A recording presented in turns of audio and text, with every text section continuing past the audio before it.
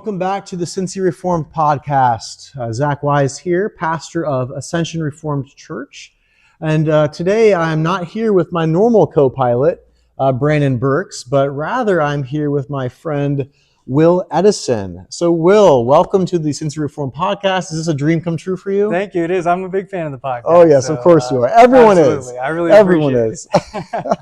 Well, Will, why don't you just kind of introduce yourself to us, and then I'll tell the audience a bit about our topic of vocation we're going to get into. But how about you introduce yourself for our listeners? Sounds good. Well, what better way to introduce myself to the Cincy Reformed podcast than to let you know I'm from Cincy. I grew up in the area, ended up going to Ohio State. Go Bucks. I'm sure that's a crowd pleaser, as long as they're not playing DC. That's all right. Exactly. Moved around a little bit after college and ended up back here in Cincinnati. So the Skyline Chili called me back. There we go. And you are part of a Reformed church in Cincinnati? Exactly. So I got the Reformed part too. I got the Cincy part, the Reformed part. I'm a confessionally Reformed Christian. Mm-hmm. I go to a different congregation, live in a different part of town, but really respect Pastor Zach and agree with him on a whole lot of theology. Be careful that one. No, it's great to have you here, Will. Absolutely great. The reason that I wanted to have Will on is that he wrote an article that was published on the Heidel blog, heidelblog.net, that's titled Christian Faithfulness in Secular Work. Now, maybe you can tell us a little bit about your line of employment, and then perhaps you can also talk about your use of the term secular, because that might be a little bit misunderstood to people. But yeah, how about you introduce, like, what do you do? You're not a pastor. Yeah. And then what do you mean by the word secular? Let's start there. Sounds good. Yeah, I'm not a pastor. I start off the article that he's talking about just letting you know what you're getting into. I work at a forklift dealership. So I jokingly say in there, that's about as common man in the common realm as it gets. And not necessarily a doctor, not necessarily a lawyer. But that's okay. I hope it can at least bring a unique perspective in that this is sort of my experience. This is what I've learned, and kind of want to share my experience and hope that it'll be helpful. But yeah, I do think it's a helpful clarification on, we will be using the term secular probably quite a bit in this conversation. I use it in the article. Sometimes that word can mean something that's inherently against Christianity or antithetical to the Christian faith and message. But that's not how we're using it here. We're using it in the sort of classic categorical sense, where you have that which is sacred and that which is secular, or that which is holy and that which is common. So in this sense of the word, it just means that it's shared by believers and unbelievers alike. So it's not distinctly tied to the work of the church explicitly, but rather it is shared by Christians and non-Christians. Like selling forklifts. Christians can buy a forklift. Christians can sell a forklift. Absolutely. Non-Christians can do the same thing, right? Absolutely. So have different ways of thinking about, when we think about the church, a little bit different, of course, where it must be a Christian who's the minister, right? It cannot be something held by an unbeliever, or you must be a Christian to be a member of the church. That's why we can call the church holy or sacred as opposed to secular or common. So common's, I think, also a very helpful term, isn't it? Well, you wrote this article, Christian Faithfulness in Secular Work. How about you tell us a little bit about why you felt compelled to write that? We can probably guess a little bit, but maybe just personally, what was it that made you want to dig into this notion of secular work so much? Yeah, it is very personal and practical for me, given my work, because quite frankly, I spend a lot of time in this sphere. I spend a lot of time thinking about forklifts. And so naturally, as a Christian, just like all the Christians out there, we want to be faithful with whatever we have, wherever we are. And so naturally, I wanted to know, what does it look like to be faithful in this sphere? And so, ran into some potential confusion along the way, wanted to dive deeper, started to learn some things, and I wanted to share my experience and hope that it would be an encouragement to others. Absolutely. I'm just come to think of it now, but maybe we should have filmed this episode at the forklift dealership. Oh, that'd be sweet. Maybe that would have been a better environment for us to see, forklifts driving around or something. I'm not sure what it's like there, but maybe that would have been interesting to do. You write in the article, towards the beginning, my hope in writing this article is to provide some clarification to the believer struggling with what it looks like to be faithful in their secular occupation. So how might Christians struggle? Why might it be a struggle for a Christian to know what faithfulness does look like? Yeah, I think even just on the surface level, I mean, you're being paid to do work that doesn't explicitly mention Christ. So even right off the bat, it would be understandable that it would at least be a question. Mm-hmm. Not to mention, That's right. I don't see anything in the Bible about forklifts necessarily. And sure, a lot of people out there that may have common work as well Mm-hmm. may not find their exact industry written in the Bible. So even on a surface level, I think it's understandable. But just to dive a little bit deeper and give some of my experience, I would listen to podcasts or sermons, read books on the topic, and I would get initially excited because they'd talk about things like, what you're doing is kingdom work. This is gospel work. Your workplace is your ministry. You're transforming the workplace for Christ. You're going to Christianize your workplace, and so I would get hyped. I'm ready to go. This is exciting stuff. Then I would go to work the next day, send out 50 emails, take some phone calls, all of which are about forklifts, never mentioning Christ. And so I started to get obviously a little bit confused. Like, hey, wait a second, what exactly does this look like? Because Are you a failure? yeah, Right? exactly. What even is a Christian forklift, for example, or yeah, it just was confusing and at times discouraging. Mm-hmm. It might, if I'm not getting it, maybe I'm just not being faithful. And so I do think it'd be very understandable that someone would struggle with this topic, at least maybe out of my own lack, but I definitely did, and so I can relate. Yeah, absolutely. Well, one of the things I found to be especially helpful in your article is you discuss within it a distinction that I'm sure our listeners will benefit from here, a distinction between objective actions and one's subjective experience of those actions. Mm-hmm. So maybe we could begin to kind of like hone in on this topic by just providing that distinction to our listeners, because I think that's just so key. I think so too. I think this is really where the core of what I was trying to communicate in the article really gets to that point. Um, so yeah, I think the right categories can help clear up otherwise confusing concepts. And we're already working within some categories here. We've talked about that which is holy, that which is redemptive, and that which is common or secular. So we're already working within some good categories. So within this secular or common realm, in my reading, I found Dr. David Van Drunen, who went to Westminster Seminary. Yep. Or One of my professors, yep. Yeah, he teaches at Westminster Seminary in California, where you went. I found one of the distinctions that he makes within this realm really helpful, which you mentioned, the objective acts on the job and the subjective experience of those acts. Yep. So to unpack that a little bit more, the objective acts that you would take on the job, ordinarily, those are not going to be different between a Christian and a non-Christian. So take, for example, fixing a forklift. The measures of success, is the forklift fixed or not? How to fix that forklift? Ordinarily, apart from maybe caveats if your work environment is straying from moral guardrails or guidelines of natural law, ordinarily it's going to look the same to an outside observer, whether you're a Christian or not, fixing that forklift. And so faithfulness in that sense is going to look like simply just doing your job and doing it well according to the guidelines and strategies that your role entails. Then on the other hand, your subjective experience of those same acts, well, that is distinctly Christian. For sure. Because the Christian is doing so with a heart posture, with an attitude, with a motivation to the glory of God and the good of others. And so there absolutely is a distinctly Christian experience in that regard. You're doing so from a place of faith.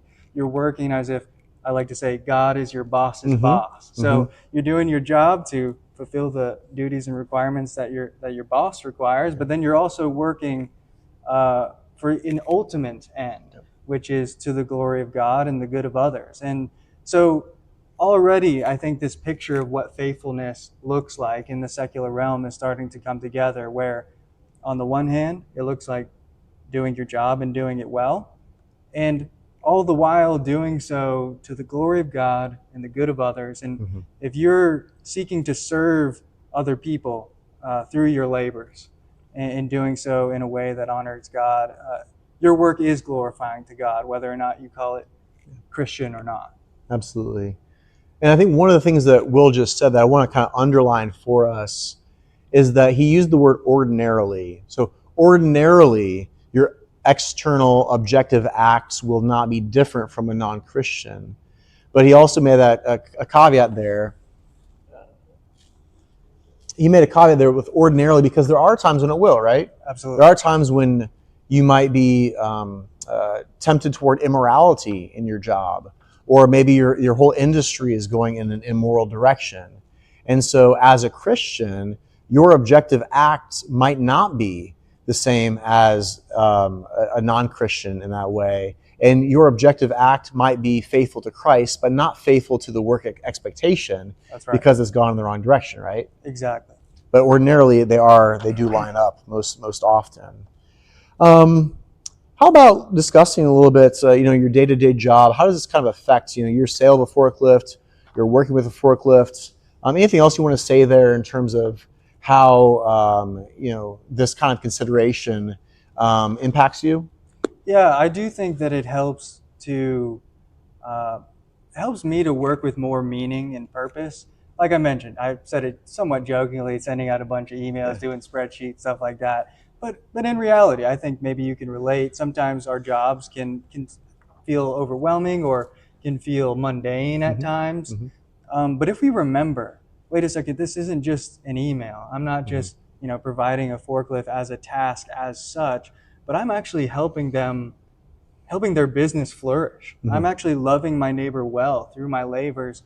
Whatever legitimate good or service you're providing is a way for you to love your neighbor well and glorify God in doing so. So I really find that it helps bring more meaning and purpose to otherwise mundane work at times. Yeah, yeah. Within the article, you also, and you mentioned a little bit earlier, you mentioned some of the language of like kingdom work, or seeing your job as your ministry, or having a goal of cultural transformation into the kingdom of God, for example, that some of that language can be unhelpful. Now, there could be places where some of that language could be used in a responsible way, I'm sure, Mm-hmm. but that's not normally how I think it's used, and it can lead to some discouragement, maybe. Could you reflect on some of those things? Why does that language give you pause? Why is it perhaps not the most helpful way to speak about a secular vocation and your secular work? Yeah, I agree. And to preface, like you said, it's not necessarily inherently bad. Sometimes people use that language to communicate similar things that I just Mm-hmm. expressed, Right, right. or they may be using broad definitions where I'm using more narrow Yeah. definitions, such as, of course, in one sense, we are doing work that is under God's reign and kingdom, Mm-hmm. generally, broadly. God is sovereign over all things, including forklifts or whatever Mm-hmm. you may be Yep. doing. And so there is certainly a sense in which that is true. But to your point, and what I was mentioning in the article, is we do need to be careful that we don't unintentionally blur the categories of that which is common and that which Mm-hmm. is holy, the work of the church and the work of secular work. Mm-hmm.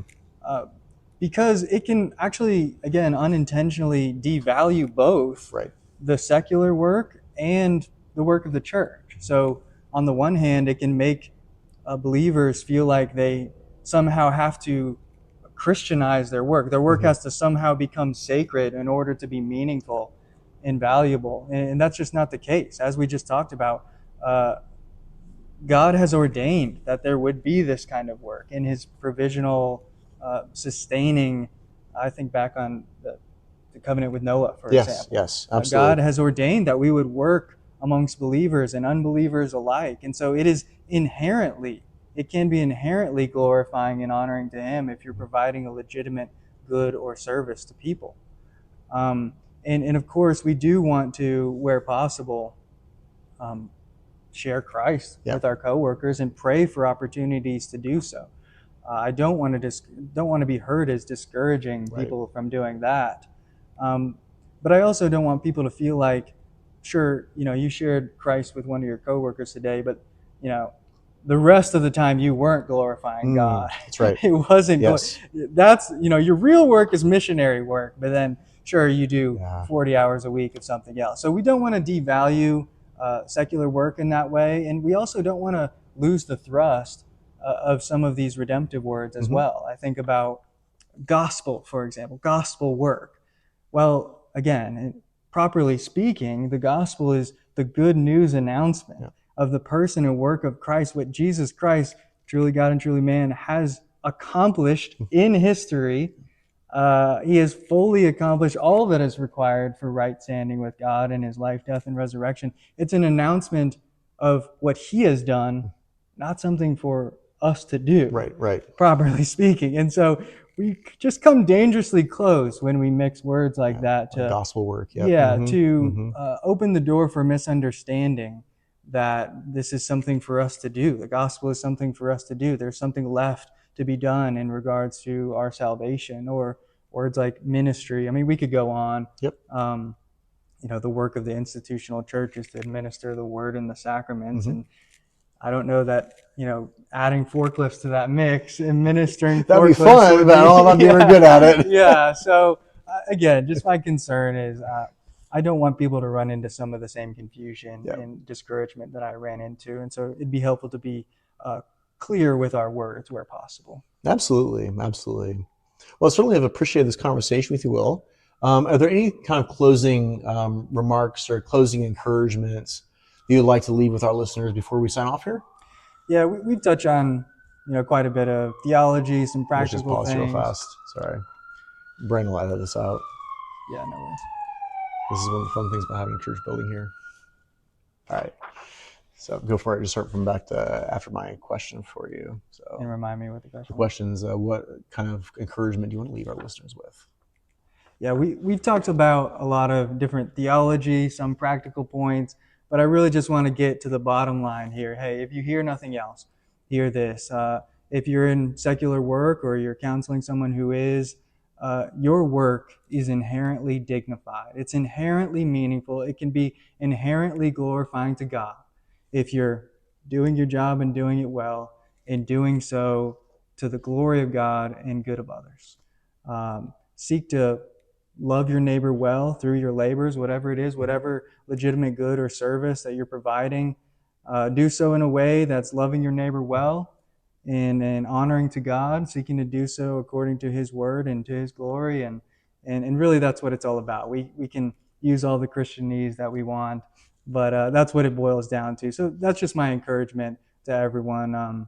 Certainly something that I do not do perfectly, but something that I want to set before myself daily as I go to work to remind myself of what is true and remind myself of that ultimate end of glorifying God. Excellent. Well, very well said, well put.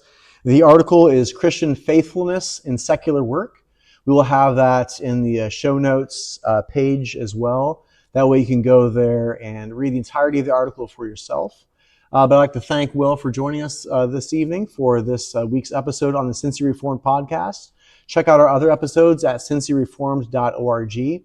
Check out the two sponsoring churches for this podcast, Ascension Reformed Church in Cincinnati, Ohio, and Christ Reformed Church in Northern Kentucky, specifically in Florence. So until next week, we're signing off. But again, thank you for joining us. Thanks for your time. We hope that you have a blessed week. Thanks. Bye-bye.